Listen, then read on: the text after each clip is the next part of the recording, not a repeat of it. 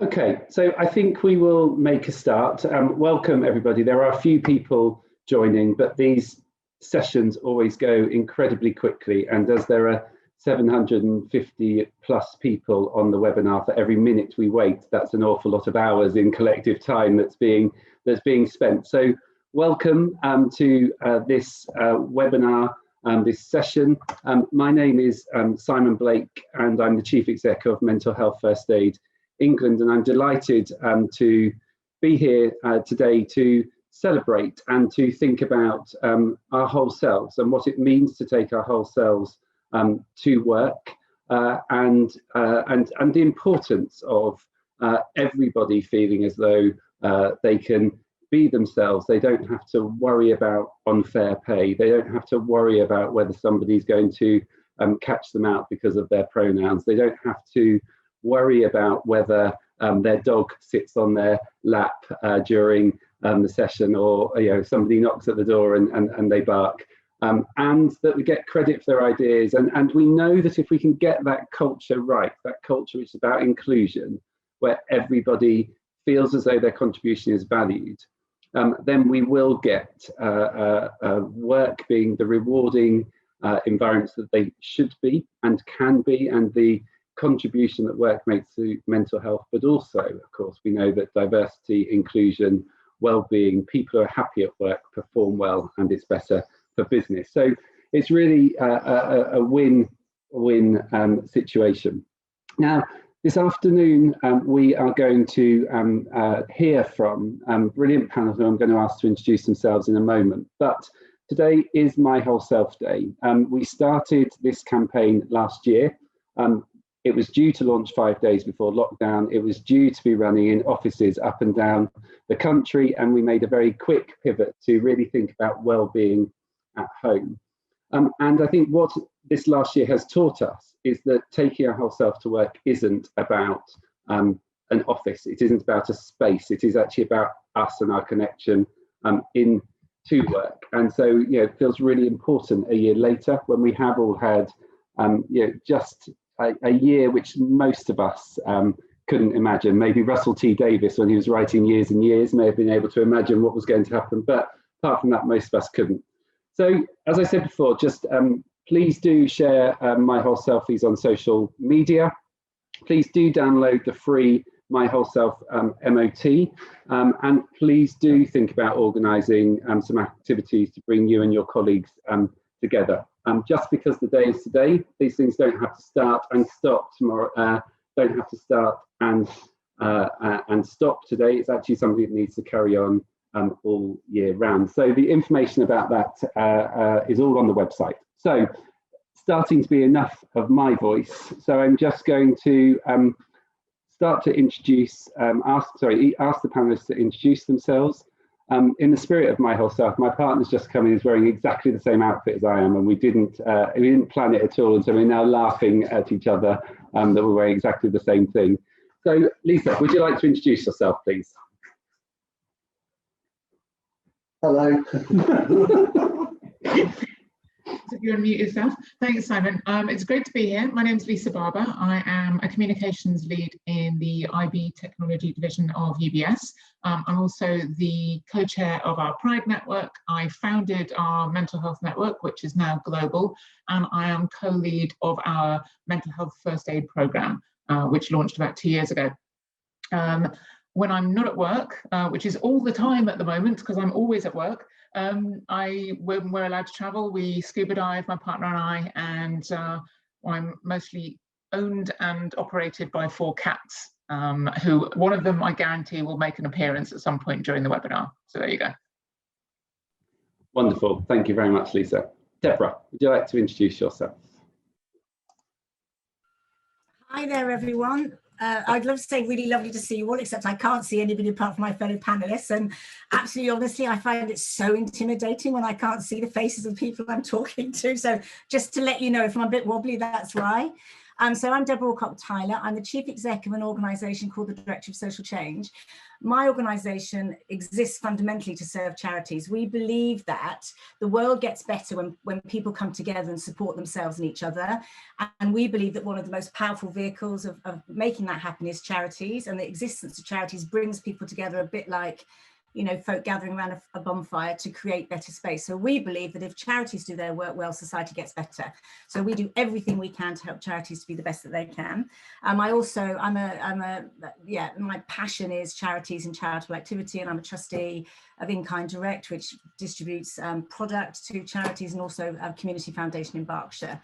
I'm the victim of a basset hound called Arthur, who is the Arthur, who's the absolute love of my life and who is affectionately known as the basshole, because to be honest, that's exactly what he's like. I've learned so much about owning the basset, about how powerless I am as a human being in most aspects of my life, and about the fact that, you know, when you love a thing, it controls you at the end of the day. So that. I also am an author and a writer, and I come from a mixed heritage background. My grandmother was Anglo-Indian. I have this massive sort of Anglo-Indian Catholic extended family to whom I'm very close, 54 of us all together. So there you go, that's a bit about me. Thanks very much, Deb. Sheldon, over to you next, please. Hi, everybody. I'm Sheldon Mills. Two roles here. One, I'm Chair of Trustees of Stonewall, which is the LGBT charity seeking to improve the lives of LGBT plus people across the UK and across the world. I've been a trustee at Stonewall for the past 8 or 9 years and was honoured to be made chair during lockdown last year, when I think about it. In my day job, I'm Executive Director of Consumers and Competition at the Financial Conduct Authority, where I lead a team at the moment of about, I think, 1,600 people. I think showing up with my whole self every day is something that I think I've done for the past 20 years, my whole career. And I think one of the things which I'm really interested in discussing and exploring is that I put on the bio there that I'm gay, I'm a cancer survivor, I'm an urban walker, and I'm Welsh. What I didn't put was I was black, because every day I show up as black because that's the color of my skin. So I don't actually need to say that. But I do need to sometimes try and find the space within which I work to allow my blackness to come through. So I'm really loving lockdown because I don't have to cut my hair. My hair's gone wild. The locks are coming out.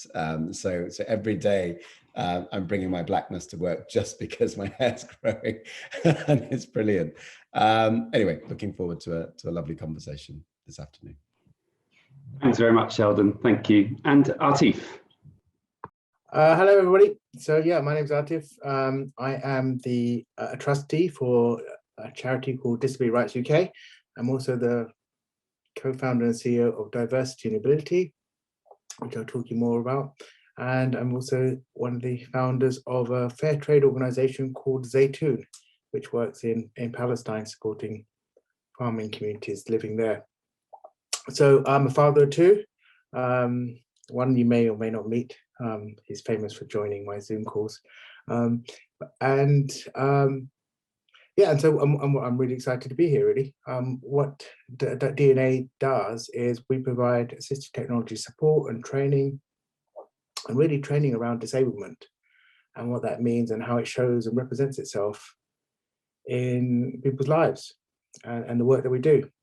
We campaign hard to explain that, you know, particularly around hidden differences, that there is no health agenda without a mental health agenda, and that participation and the strength of lived experiences is the very key that we all need to see when we are asking people to give so much, when there's so little to trust often, and what that means and how that plays a role in actually making sure that work is meaningful, that it's relevant, that it's speaking with the very people that matter the most, and those who don't always get to have the agency and the voice that we desperately need to learn from.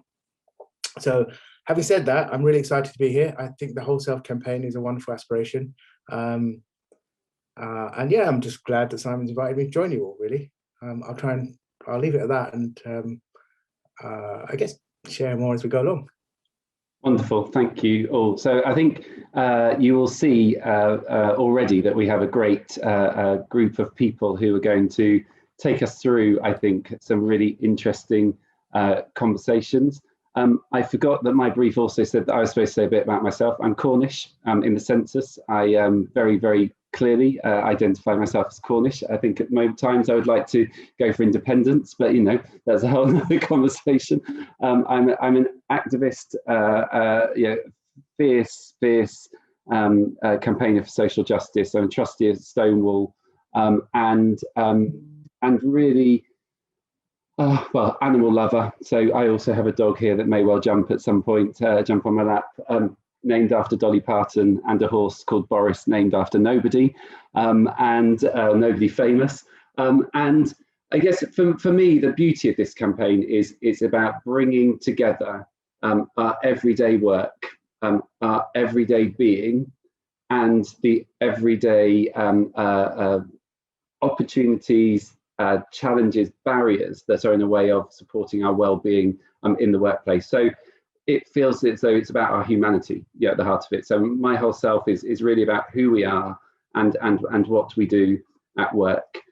So I'm going to just go to the first question without further ado. And I guess I just want to say one more thing beforehand, is just we've got a brilliant panel here, but we've also got 1,000 people registered. So we can download anything that you put in the chat.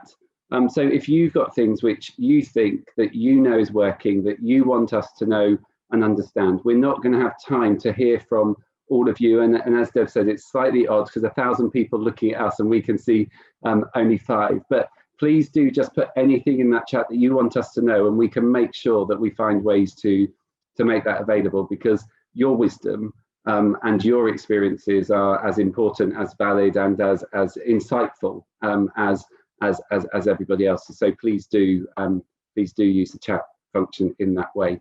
So the first question, I'm going to go back round the other way this time. So Atif, if I can just ask you, what does bringing your whole self to work mean to you? And just to be really clear at the outset, we've got 4 questions, 40 minutes left. So a couple of minutes, and I will start guillotining if politely and sensitively if I need to. Sure.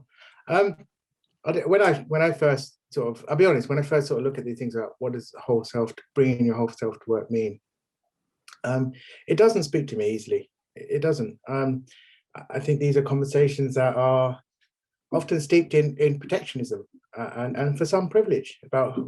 And there's aspirations behind it too, though, and that's the positive side. I love the cat. I think that's fantastic. Look, if I truly was bringing myself whole self to work, or the way I'd want to, I'd probably be sitting here dressed in a bulletproof Kevlar suit, dressed as Batman, because that's what I'd really want to do, and I can't. We can't. What can we do? What we can do is really say, look, there's an aspiration and a journey for people. And this journey doesn't have to have a destination, but it has to have meaning and it has to have participation. So what do we do to get there? What does that participation look like? And it's constantly reframing itself. It's constantly asking itself, what is it that feels authentic? What is it that really feels safe for people? And how do we measure that? And what is it that's exciting for us when we're modeling the kind of thing that we want to see? Of course, everyone's intentions are good because we want to see more people participating, but we've got to recognize ultimately for a lot of people that sense of safety and protection isn't there, and that itself is a challenge to really sort of recognize the aspiration can be met. So for me, it is a good aspiration. I'm really proud. If I wouldn't, Batman suit aside, I am really glad to just being able to talk about its journey and its need. Atif, if you would just, I think everything you've said there is incredibly important, but if you were just to say about you in your organisation, and I know that you believe in this really, really thoroughly, so what do you try and do in your organisation to enable people to bring their whole self to work? Just a couple of sentences on that. Yeah, it's about cultural humility in our organisation. So I can do a lot of things in the organisation I work in because DNA is the organisation I needed when I was younger. Yeah, but it's making sure that participation is about looking at what are the root causes that prevent people from having agency and voice, and how do we deal with it as an organization internally? And if we can't do it internally, then we've got no business doing it externally. But we supported 26,000 people here in the workplace and higher education. And the idea is, can we create a culture where people hiding things is a detriment to everybody, not to themselves, but to everybody? And can we get people excited by understanding, look, that playing small, it just doesn't serve anyone? It's a culture piece that's easy to say, but cultural humility is how we get there. Trying to recognize that everybody may be hiding the very thing that what do we do when we recognize that as an asset? Brilliant, thank you. Okay, I'm going to go to Deb next, so that we don't keep on hearing from women and then from the men. So Deb, if I can go to you, Sheldon next, and then on to Lisa. Sure, yeah, I thought this was a really great question, actually. And I have to admit, I started off by thinking about the things I don't bring to work, because I'm incredibly conscious as the chief executive, and I've been there for 20 years, of my power and my privilege, and how and my whole self is full on all the time. So I do think I do have to manage a little bit who I am and how I show up, because otherwise I have a tendency to squash everybody else and take up all the airspace, simply because of my power and privilege, you know, not just about my personality. But for me, bringing your whole self to work is about, I've always had this thing about this kind of work-life balance. I hate the term work-life balance. There's life, and in life there's stuff, and there's stuff that you do, like you go to a meeting, or you phone a friend, or you sort out your banking, or you cuddle the dog, or stuff like that. So I've never really liked this idea of a separation of the two. And so, you know, I try always to think that, like, I don't in my head think the work is like a burden. And so therefore I think that work, and for me, bring my whole self, is about finding laughter and joy and humor in everything. You know, my grandmother always used to say, take your work seriously, but not yourself, darling. And I think that's, you know, as I have a tendency to take myself very seriously, let me tell you, I've always had that mantra in my mind. So my bringing things to work is like, I try to like find the humor in the everyday and laugh at things when they go wrong, and encourage my staff to do the same. But also that argument and debate, because again, I see for me, it's life. And so therefore I've been, for example, very, very triggered this week by the whole Sarah Everard stuff and the women's safety and how we feel about things like that. And it's, you know, I'm quite an activist, a feminist activist anyway, but this has really brought out, you know, like real anger and fire in me. And so we do a morning check-in with all of our staff at DSC. So 9:30, everybody zooms in, and it's just it's the equivalent of walking into the office in the morning and saying, hi everyone, how are you? Did you watch so-and-so on telly last night? It's that. So it's not like a formal worky thing. It's just, I want to make sure everybody survived the night, you know. And so I will talk about what I watched on telly when I say to everybody, oh, did you see so-and-so? And this week I spoke about my feelings about what had happened. I didn't share particularly personal stories of things that happened to me, because I didn't feel comfortable doing that. That would have been insincere of me, but I did talk about the impact. And, you know, sort of to a group of men and women in the organisation. And what was really interesting about it is that afterwards, I had been having one-to-ones with all my staff, because every year I have a one-to-one with every member of my staff. So they get to me without having to go through managers and stuff. And in almost every case, the staff member said to me, thank you so much for talking about that, because we ended up talking about it the rest of the day in chats and in our meetings and things like that. And so I'd raise an issue that isn't particularly relevant necessarily to the work of DSC, but is relevant to us as human beings. And so that kind of reassured for me.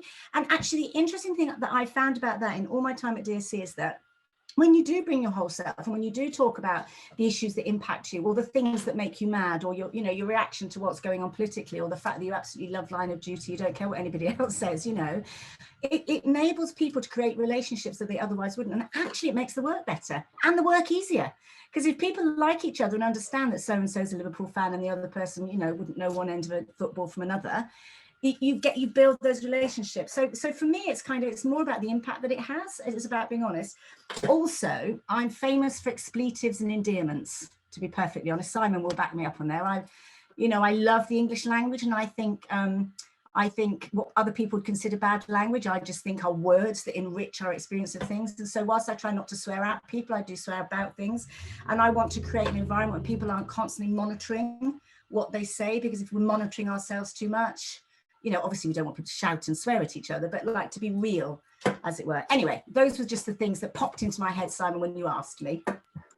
Brilliant, thanks, Deb. And I think that notion, isn't it, work-life balance, and what this last year has definitely showed us is that that it's actually that sort of sense of, have I got the work right, and have I got my social life, it just doesn't quite work. So there's something about, have I got a balanced life, and is work fitting in to that? It feels to me a much better sort of sense, because some of the things which many of us do our job and then things outside of work, and actually that takes up a lot of time, but it's things that you enjoy. So if it feels balanced. So thank you, Deb. So Sheldon, over to you. What does bringing your whole self to work mean to you? So I think I'll take it on two frames. One, for me personally, I can't work without bringing my whole self to work. Those concepts of people, when they say somebody's a big personality, I suppose I do fall into that bracket. I'm an extrovert. I think through speaking. One thing which is interesting, people talk a lot about introverts and the difficulties they have in the workplace. My difficulty in the workplace is that I think through speaking, and actually a lot of the work that I do in law and in regulation is on paper. And I like to work those things through spoken voice, and most people don't want to do that. So I have that challenge. From a perspective of an employer, or a leader in an organization, and chair of Stonewall as well, I think we bringing whole self to work only works for me if I'm in a safe space. I mean, and that goes to the heart of all the questions that I'm seeing in the chat box around neurodiversity, around people of color, around women, etc. It's around safety, and safety is not something which just arrives without work. Work has to be put on it in terms of the structures within the organization, in terms of the culture of the organization. Is it a speak up organization? Is it an organization where people, when they do speak up, actions are followed and things are done about things? It's an organization where the culture is one where it's okay to bring your whole self to work. And I think also a culture in the workplace which has modes of mutual respect. So respect for each other, that of course we come together as work colleagues, we don't come together as family. So certain ways in which I behave with my family, I would never behave in the workplace, because it would be challenging for the workplace. But there are many aspects which I have with my family, jokes, laughs, etc., banter, which I do bring into the workplace, where that trust and confidence gets built up. So I think it's about creating the right environment and the safe space for people to bring their whole selves to work. And I think employers must do that, because then you get the best out of work for all of us, both for the purposes of the organization and for us as employees within our organizations. We spend a lot of time in work, let's be honest, right? We spend more time in work sometimes than we do with our families, which is a different conversation. So if we are going to be there, then let's have spaces which are productive, but also good places to be. Thanks very much, Sheldon. Thank you. Lisa. I'm going to unmute myself this time. Debs, I think you and I share a common challenge. I have to have this post-it note when I'm doing work calls, because unfortunately that's what tends to happen. In terms of what bring your whole self to work means to me, it's interesting. So my current firm, UBS, is the only place where I can hand on heart say that I've been able to be my whole self, in terms of primarily, the two parts of my identity that previously I very much kept under wraps, which are my sexuality and my mental health.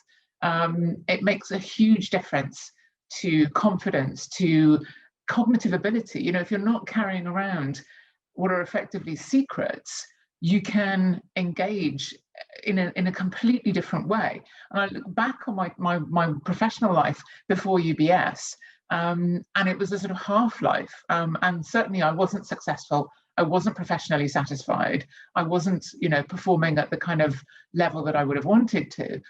So it's no coincidence that my professional success at UBS has been improved in an environment where I do feel I can be my whole self, where I can talk to people about the fact that I'm not having a great mental health day, or I can get up in front of our new class of GTPs and apprentices and talk about mental ill health and my own experiences of it, and the fact that you can still do a great job and be those things.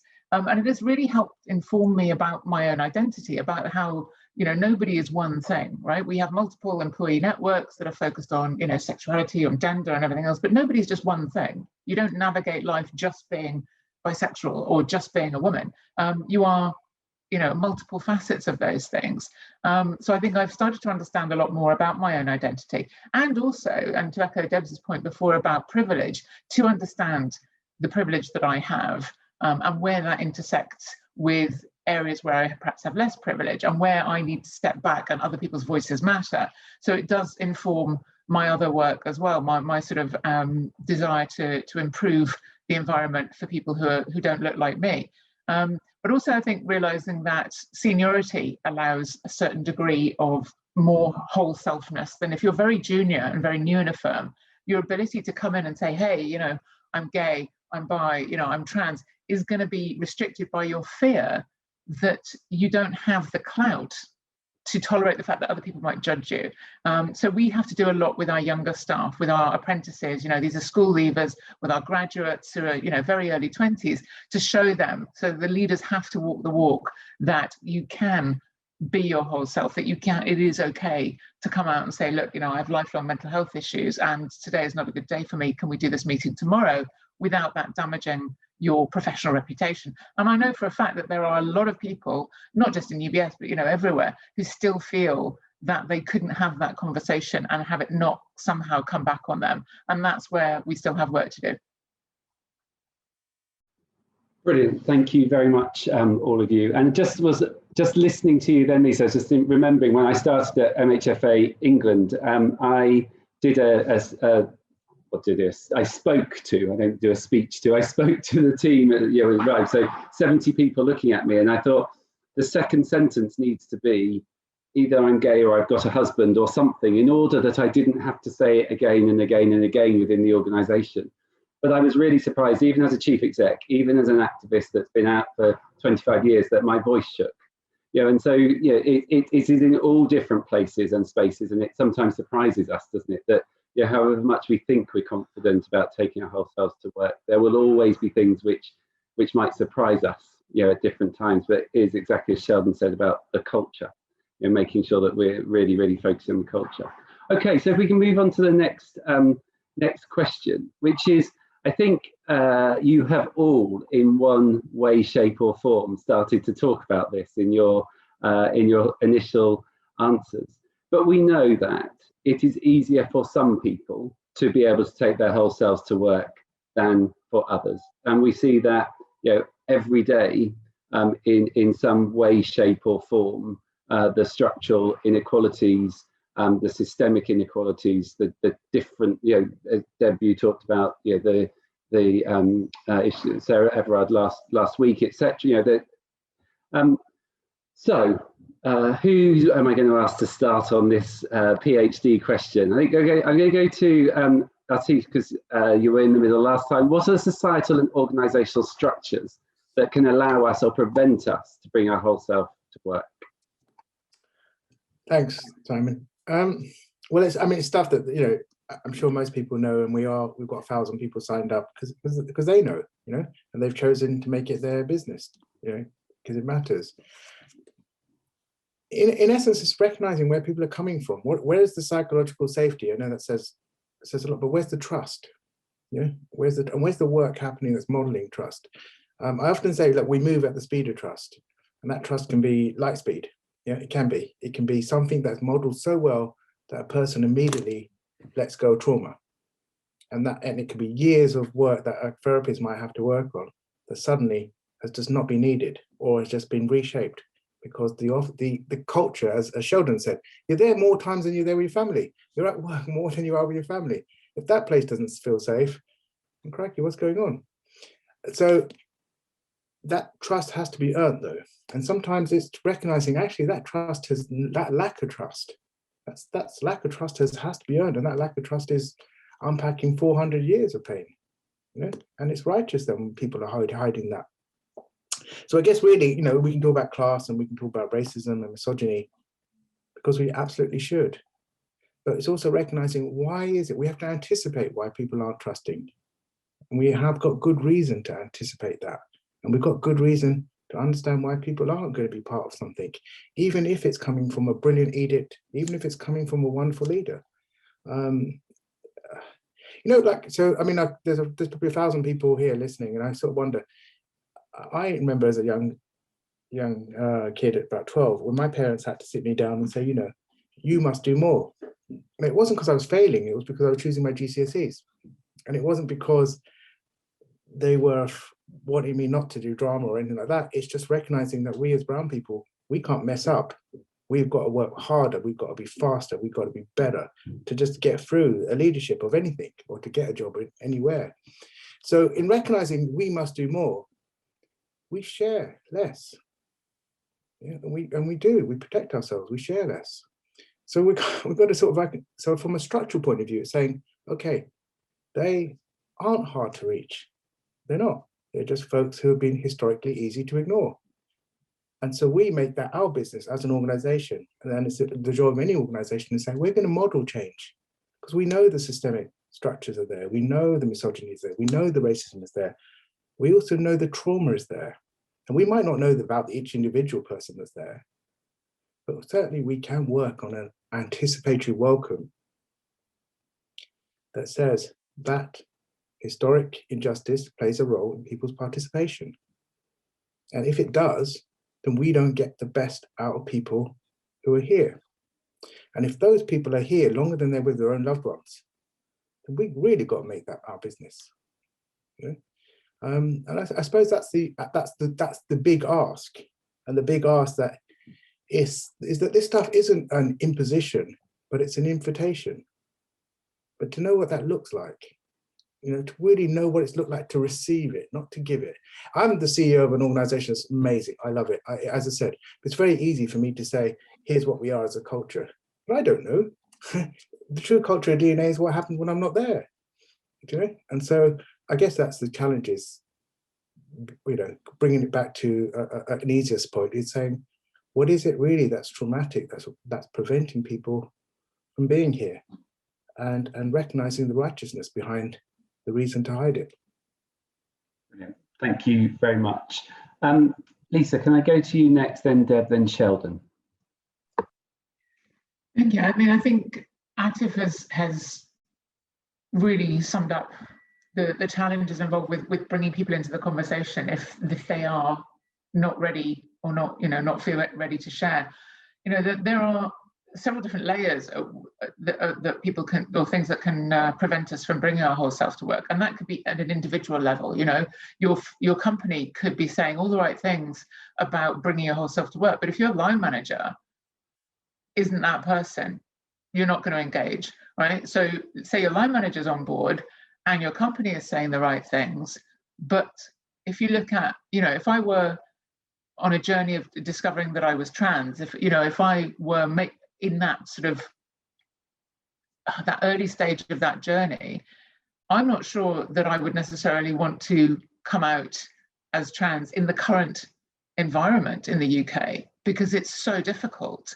I know, I've got an out trans colleague at work, and she tells me that there are a good handful of other trans people who have not disclosed, not because of what it's like at UBS, but because of what it's like in the wider world at the moment. So I think there's a kind of wider structural challenge that people have to deal with.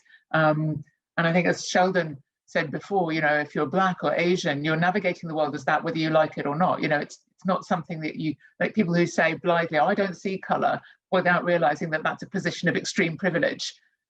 Because if you're white, you can make that choice. But that's not a choice available for people whose skin color is there for everybody to react to, and that's outside of their control. So I think we have to create those spaces, but I think we also have to be cognizant of the fact that people might not want to actually go into them. And that we have to, provide an environment which recognizes that and accommodates it. But I think we also have to be extremely, aggressive with the way that we deal with issues of racism, of homophobia, because it's pointless to say the right thing if somebody says, well, yes, but that's fine, but what about this particular issue? And I would use, in current times, people say, oh, the police is not an institutionally racist or sexist or homophobic organization. And yet we have what happened last week. You know, we have the Sarah Everard case, and we have, you know, a lot of anecdotal and proven evidence otherwise.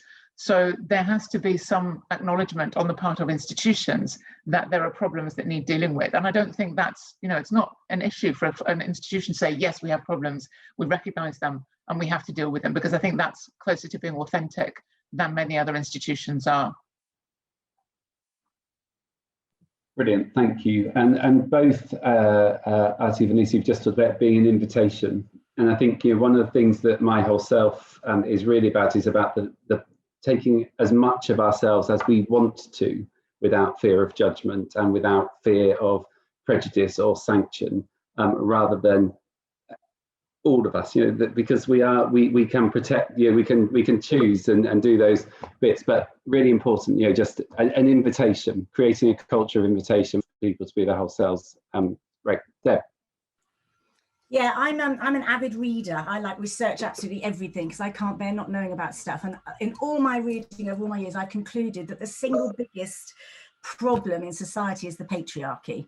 Honestly, I'm not even joking about that. I think the patriarchy is responsible for all of the other ills. I think it's culture change, homophobia, racism, misogyny, all of those things. I think if we could dismantle the patriarchy and have a more balanced society, an awful lot of those issues would go away. Now that's far, far too big an issue for me to say, like, I have no idea how to dismantle it. I'm doing my best and, you know, looking for allies in that. And when I talk about the patriarchy, that's not an anti-men thing, because the patriarchy is a system into which both men and women buy, which both men and women support in their behaviors and all the rest of it. And so for me, I think that's the biggest problem in society, and that's a huge thing. In terms of organisationally, where we do have slightly more power, I think the hierarchy can be a real problem for preventing us from bringing our whole selves to work and being healthy. Now, hierarchies, for me, I think they are also quite good things, because hierarchies do help people to feel safe. People like to feel that there's somebody where they can go, where there is power. And when it's spread, I mean, loads and loads and loads of research and reports around, you know, you know, when you spread power too much among people, people feel powerless, you know, that there needs to be sort of a focal point, as it were. However, the hierarchy can also, used wrong, really get in the way. So for example, what I do at DSC, and again, I'm talking really here as a leader, because I have some power over this. I can change these things. So we do have a hierarchy in the sense that we have managers and people report to people, etc. But for example, I have a one-to-one with every single member of my staff every single year for at least half an hour, which is just their space. So there's nothing between me and them. No managers, no, you know, it's their space, their agenda. I say to them, you can talk about whatever you want to talk about. You can talk about home life, you can talk about your dog, your kids, what you watched on telly, your career, work, whatever. It's your space. So making yourself accessible in that way. Also, we have a staff forum at DSC, and they deal directly with me, so they don't have to go through layers. When they've had their meetings and talked about what they're upset about, they come straight to me. So there's a way about having using a hierarchy in an organisation, the hierarchy to support people rather than prevent people, if that makes any sense. I think, and also I just wanted to touch on this issue about modelling, because, you know, on the one hand, we have to model. So for example, I myself have a long-term mental health condition, you know, which sometimes I'm really fabulously dealing with and sometimes really fabulously not dealing with.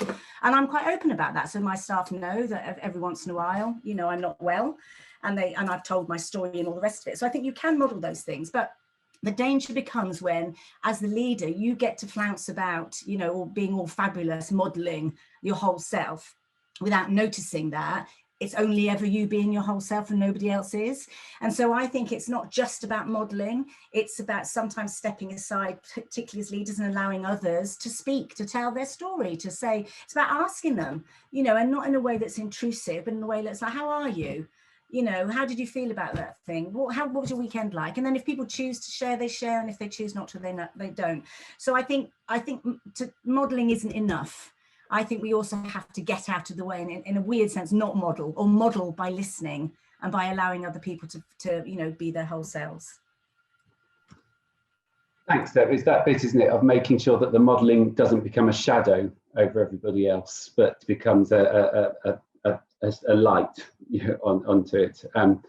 So Sheldon, I'm just going to come to you, but I'm just going to give you all a heads up. I'm going to go slightly off piece. So Alex, don't worry, it's all very controlled. So after this question, we've got a couple of questions which I think that you can give some quite short answers to. So I'm going to invite you to go into the Q&A, each of you, and just choose a question, not because it's your favorite question or because you think it's the most important question, but just a question which you think will add some richness into the conversation and perhaps bring some colour to it. And then I'll ask you all to just say what the question is and any sort of thoughts that you have in relation to that. So Sheldon, over to you. What's a societal and organisational?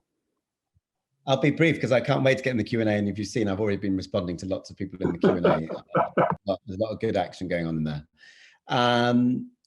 Look, I think this is a very big question, isn't it? The only way I can talk about this is when we talk about things like diversity and inclusion, for instance, and we talk about social mobility, or we talk about disability, we talk about mental health, or we talk about people of colour, and so on. The one thing that we kind of seem to have focused on in for many years is let's get representation. So let's get the people around the table, let's get people in the building, etc. What we don't then go to, and I think Atif was going to this, is, okay, so you get people in, but they come from a particular place in their life, etc. and so on. So if I take myself, I came from a council estate. Somebody asked me where I was from in Cardiff, so they'll know where I come from. Kyra, Ely and Cardiff, one of the largest council estates for a while in Europe, and attainment levels for education still pretty low, but the most wonderful people that I've ever met in my life, and still remain so in that community. But I was poor. I went to university, and I thought everybody was rich. Everybody wasn't rich, but I thought they were, right? And I had to find my way through. I have fought my way through to where I've got to. I don't mind saying that. I have absolutely fought, and I have the scars, I have a therapist, I have the trauma for it, right? And I'm proud of it. End of story. But what I know is that I want my organization, which I work for now, to recognize and welcome people like me in, and find ways that we can nurture people like me rather than them hit a brick wall. And I think that's the same for everything. It's the same for putting the right access points in for somebody who's disabled so they can come and work in your workplace. It's the same for making an environment so that women are safe in the workplace, and also that you think about their walk home to the station, that they're safe there. It's the same as having the right policies for parents so that they can look after their children. All of these things are about, it's not about diversity and inclusion, it's about making these spaces, places where we can do the best in terms of what skills and attributes we can bring there, but don't have to constantly hit, Atif, you put it right, that trauma and that history day in, day out in the workplace. How do you sanitize those spaces so that, so they can be safe for people who are different? And there's a question, I'll go straight into the Q&A. There's a question in there from a straight white man who says that he's working in a female gendered company, and he's not able sometimes to be himself. And I would say, in response to that, there's one response to that, which is great to see a female gendered company out there, fantastic, hey ho. But there's another response to that, which is to those women who are running that company, yes, they need to make space for that energy that you have within you so that you feel that you can bring your whole self to work. They need to find a way within bounds to accept that there are parts of you that you need to bring to work in order to perform well, if that is what you are saying. And that's a conversation. It's an invitation, as Atif rightly put it, to a conversation about that, to see whether we can make space, give up some of that for the other in order to make better space as a whole. So that's how I see it in terms of the societal and organizational structures. How are we making the right spaces that they work for the whole and respect each of our individual characteristics? And there's always going to be conflict in that. That's the only thing I would say. It'll never be perfect because you're giving up some space in order to gain something which is more collective as a whole. So there'll always be conflict, but creating the environment to have that conversation is where we have to go. Thanks very much, Sheldon. So Deb, I'm going to ask you to pick your question now, and then I'll go to Atif, and then I'll go to Lisa. Sorry, was that me, Simon? I missed that. You're asking me to pick my question. Yeah, listen, there was a thing that came up about motivation somewhere, which I can't find it now, and I'm not entirely sure, but like, how do you motivate people and still whilst at the same time be a whole thing? And I would say, I don't think you can motivate people, and I think it's a waste of time to try. And I think there's kind of sort of something quite patronizing about thinking I can motivate someone to do something. I was, various routes along my journey, I've learned that people will motivate themselves if you create the space for them to motivate themselves. So if you take away the things that are going to get in the way of their joy and pleasure in the workplace, if you remove the barriers, I think you can do that as a manager, as a leader. In terms of whether you can actually, you know, words you say to motivate people, I've just never been convinced by that. I think that the job of the leader is to create space so that other people can shine.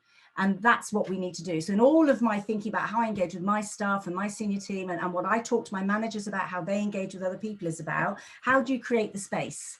Not what are you doing to motivate Sheldon? You know, Sheldon looks a bit pissed off today. What are you going to do to, like, I want to see him come in tomorrow cheerful, you know? And it's also the fact that it's also like we really worry, don't we, when we see people at work looking a bit miserable. Sometimes I'm miserable at work because I've had a fight with my partner. It's got nothing to do with work. It's none of your business. Back off. Do you know what I mean? So I think it's about honouring human beings as well, and thinking that if people are not in a fabulous space, it isn't necessarily always your job to fix it. It's your job to create the space so that they don't feel that there are things getting in the way of them either talking to you and getting help or being able to fix things themselves. Thank you, Deb.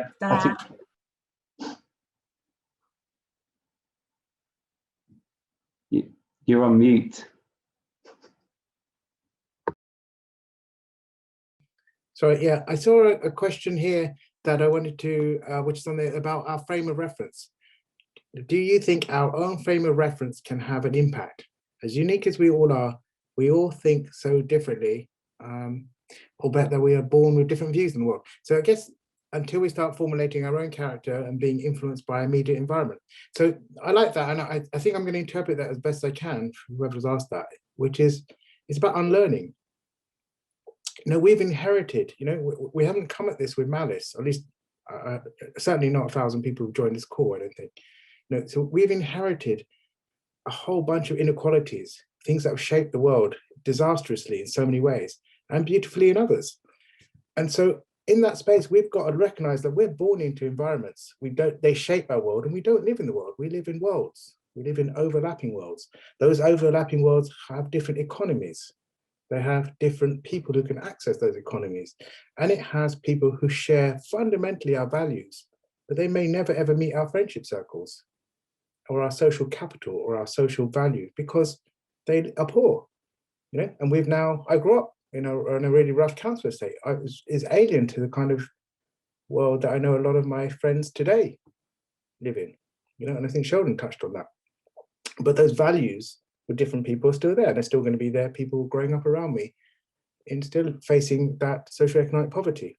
So I guess what I'm asking is that we sometimes have to unlearn things, you know, and we've watched systematically, I think, you know, and it's going to sound emotional, but we've watched, you know, last 20 years, a popular media hell-bent on division because it sells papers, hell-bent on Islamophobia. And yet this weekend we've got census. I can imagine there are a lot of people who are kind of not particularly religious, but would struggle to fill out that form. You know, coming from Muslim backgrounds, that will be intimidated about what that form means, and yet expected to do so because it's their whole self. The census carries the narrative of the country we live in. But how safe is it to fill out? I know that's a big question, but really I'm asking it's recognizing, yeah, that we're born into cultures and identities, and we very rarely get to shake them off until we have to. Homophobia is a good example, where you absolutely must shake it off, but not everyone gets to. And some people live a life of such quiet sadness. And that you can apply that to so many things. Masking, isn't it, really what we're talking about? It's the need to mask in order to survive.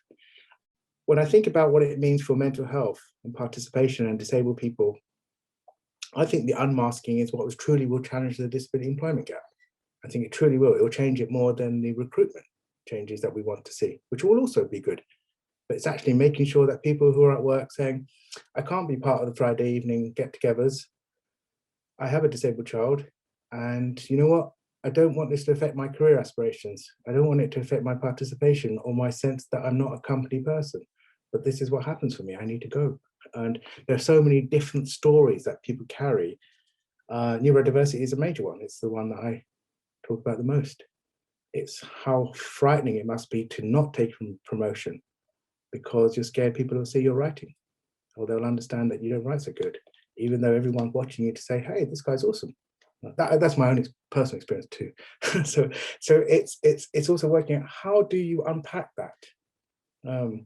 It's not easy. I was thinking earlier to this morning, as a child, I used to not tell my mum about sports day. Sounds weird, I know, but I was really scared that they would see her sari and then make fun of her. I could cope with I was used to being made fun of skin color where I grew up, but I couldn't cope with the thought that they'd make fun of her. I didn't know how to deal with that. And so I'd never tell her about the sports day.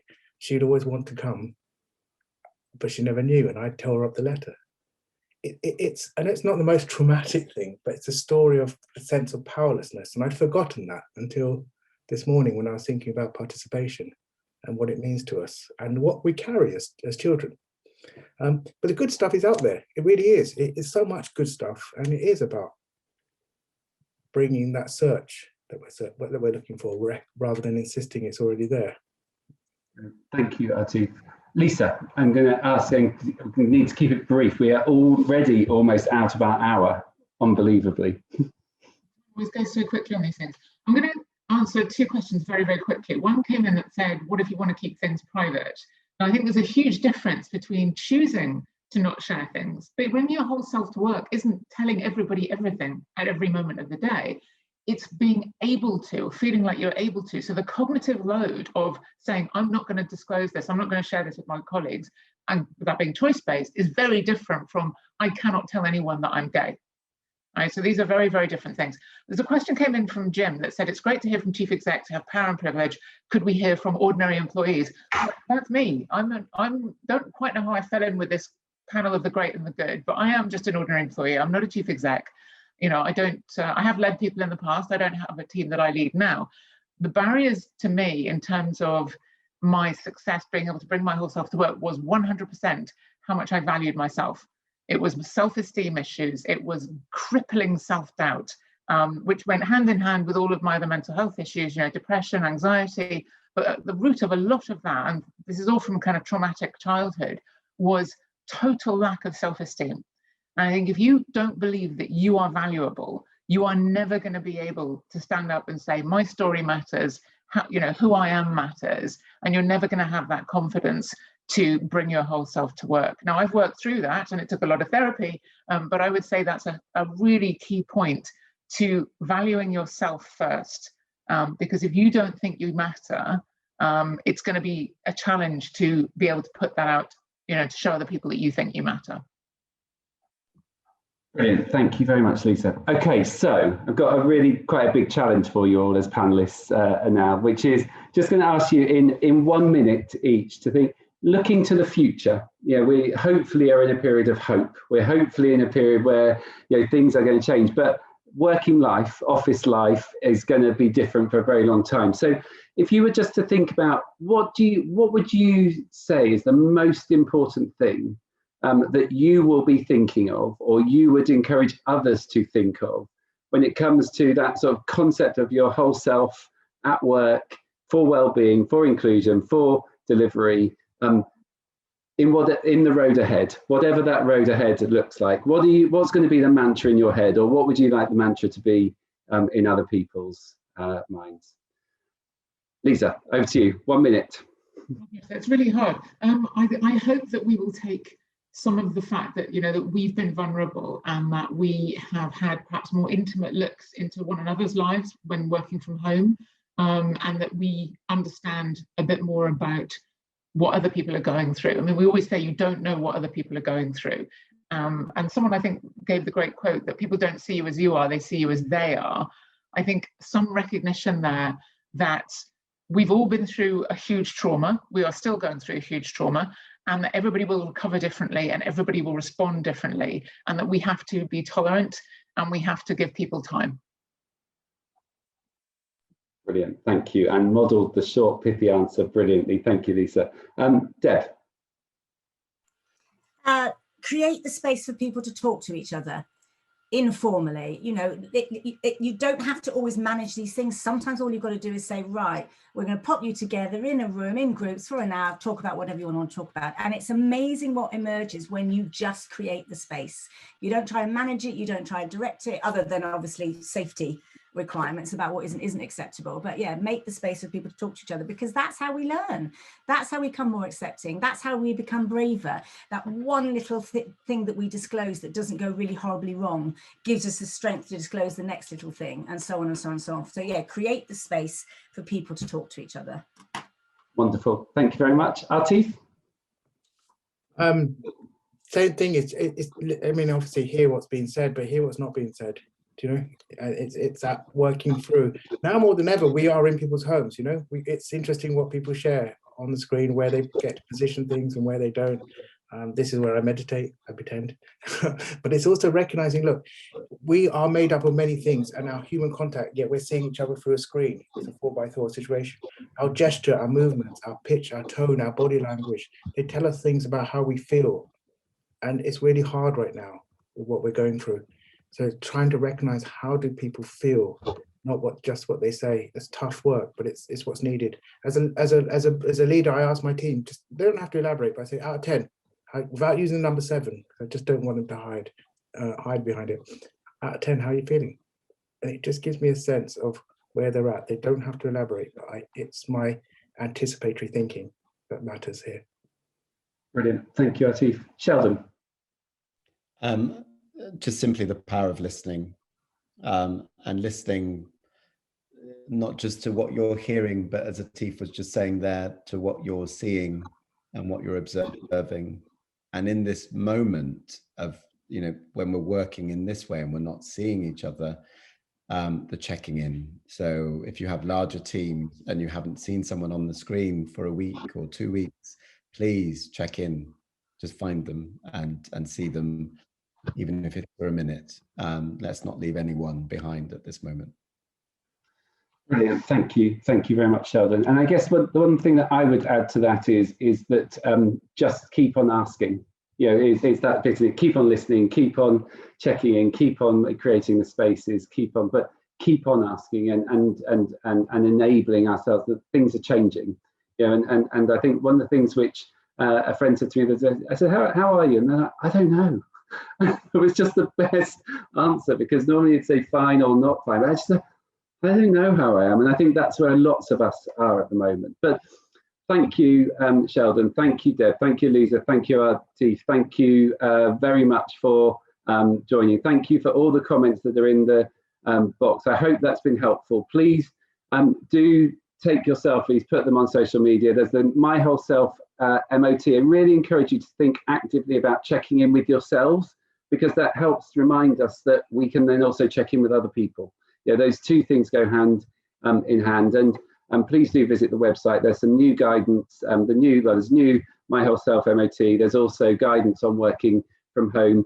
None of us have got all the answers, but if we keep on talking, keep on listening, then we'll muddle our way through the best that we can through all of this. So thank you for joining us. Thank you to our panelists. It's been great. I've had goosebumps. I've had light bulb moments. I've felt affirmed and seen and all sorts of things. So I hope you've had at least some of that in the last hour. Have a good rest of your day. Thank you very much.